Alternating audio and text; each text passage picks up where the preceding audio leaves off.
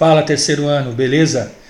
Então, nossa aula de hoje é de Fisiologia Comparada, é uma aula da Frente 3 e são as aulas 10 e 11, tudo bem? Vamos começar falando aqui da organização geral dos enterozoários, né? Primeiro, o sistema endócrino, né? Ele é constituído por glândulas que produzem e secretam esses hormônios no sangue.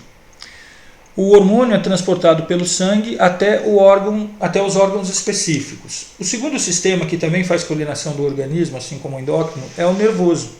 Nele nós encontramos a célula chamada neurônio, que é formada aí por corpo celular, dendritos, axônio, né, basicamente. Quando estimulados, eles podem então apresentar um impulso nervoso. Aqui nós temos a ilustração então de um neurônio. Aqui eu tenho o corpo celular, onde está localizado o núcleo, aqui os dendritos, esse grande prolongamento chamado axônio, né? E aqui a terminação nervosa. O sistema nervoso dos cordados é um sistema que serve de referência para o entendimento de outros grupos. Primeiro, que ele é tubular e dorsal. Segundo, nós temos ali o sistema nervoso central, constituído pela medula espinal e pelo encéfalo, os nervos que partem, né, do sistema nervoso central e formam então o sistema nervoso periférico, e fora do sistema nervoso central a gente encontra gânglios nervosos também, tudo bem? O sistema nervoso dos anelídeos, ele é ganglionar e ventral. Então você vai ter um gânglio de neurônios ali, cerebral, um anel ao redor da boca do tubo digestório, e aí vamos ter cadeia nervosa, com gânglios ventrais abaixo do tubo digestório e nervos associados a estruturas do organismo. O sistema nervoso dos quinidários, ele não é ganglionar, ele é difuso, então os neurônios estão espalhados por todo o corpo do animal. O sistema nervoso dos plateumintos, assim como dos anelídeos, é ganglionar, tem o gânglio cerebral e apresentam nervos longitudinais. O sistema nervoso dos nemateumintos tem um anel esofágico com dois cordões nervosos, um dorsal e outro ventral. O sistema nervoso dos artrópodos, também é ganglionar e com localização ventral.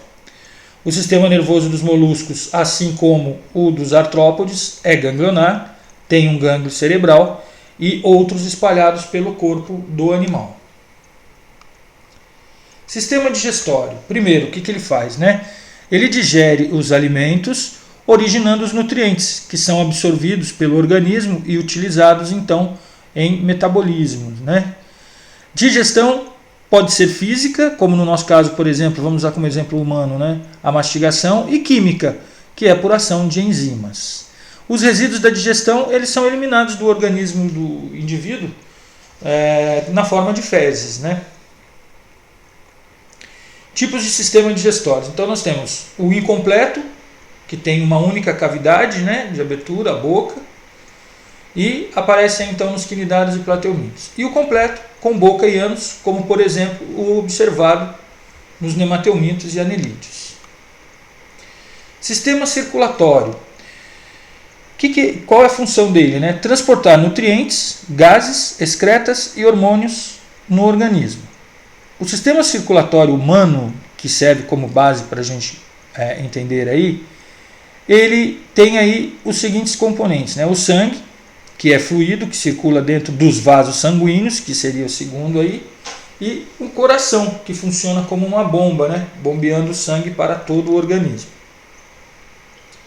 Os vasos sanguíneos são 3. Primeiro, as artérias, que transportam o sangue do coração para todos os tecidos do organismo. Segundo, as veias, que transportam o sangue de todos os tecidos para o coração. E por fim, o terceiro, o vaso sanguíneo, os capilares. Eles são aqueles vasos bem fininhos, delgados, onde ocorrem então trocas entre o sangue e os tecidos. O sistema circulatório pode ser do tipo aberto, né, que o sangue circula, ele é bombeado pelo coração, circula um pouquinho por vasos e acaba depois caindo em hemocélice. Então ele não circula totalmente dentro de vasos, como acontece em artrópodes e na maioria dos moluscos. E também pode ser do tipo fechado, né, onde o coração bombeia o sangue e ele circula completamente dentro de vasos, como acontece, por exemplo, nos anelídeos. Uma observação: os animais do filo Cnidaria, eles não possuem sistema circulatório, tá? Sistema respiratório. Bom, função, né? Executa a captação de gás oxigênio do ambiente e a eliminação do dióxido de carbono. A respiração pulmonar ocorre em vários grupos de vertebrados, como, por exemplo, vou citar dois aqui, aves e mamíferos. E alguns moluscos apresentam um pulmão primitivo, né? Que é uma área assim, bem vascularizada, onde ocorrem trocas gasosas. Como que é o funcionamento, né? O gás oxigênio ele passa dos pulmões para o sangue, que o transporta até os tecidos. O gás carbônico ele sai dos tecidos, passa para o sangue, que transporta até os pulmões, e daí do sangue ele passa para dentro dos alvéolos e é eliminado aí do organismo, por exemplo.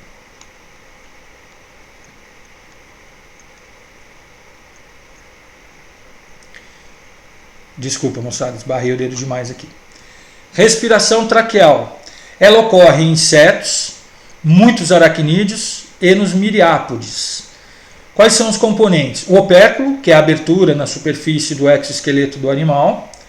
Canais, que são ramificados e revestidos por quitina. E os canais se comunicam diretamente com os tecidos. O funcionamento. O gás oxigênio, moçada, chega diretamente aos tecidos. Então, num inseto, por exemplo, a gente não tem o gás oxigênio sendo transportado pelo sangue. Eles nem possuem pigmento transportador de gases ou molécula transportador de gases, né? E o gás carbônico é eliminado diretamente também no ambiente. Por isso que um artrópodo consegue aproveitar bastante o oxigênio, por exemplo, no batimento de asas, beleza? A respiração filotraqueal, que ocorre em muitas aranhas, né? Quais são os componentes da filotraqueia, né? Um poro respiratório, que fica na superfície do corpo, câmara com lâminas vascularizadas. Aí, então, o gás oxigênio ele cai na circulação e é transportado pelo sangue. Olha lá. Ele se difunde para o sangue, né, das lâminas, e é transportado para todos os tecidos.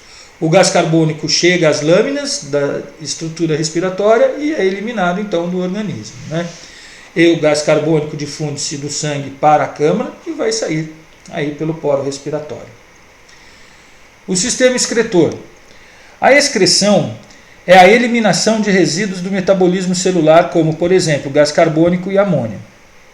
A amônia tem alta toxicidade, lembrando a todos, então não é comum em animais terrestres, né? Ela é o principal produto nitrogenado de peixes, por exemplo. A ureia tem média toxicidade, então já acontece de aparecer no ambiente terrestre, como é o nosso caso, né? Como principal produto nitrogenado.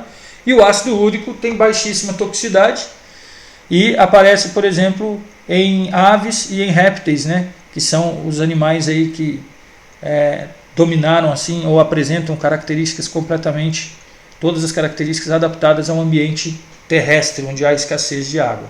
Então, ó, grupos. Cnidários é ausente. Os plateumintos têm os protonefrídeos, que são constituídos aí por célula-flama. Nos nemateumintos nós temos os túbulos excretores. Nos anelídeos e moluscos, os metanefrídeos.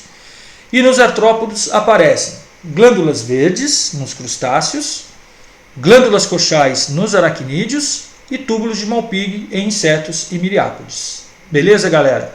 A gente fecha aqui então a nossa aula sobre fisiologia comparada. Até mais.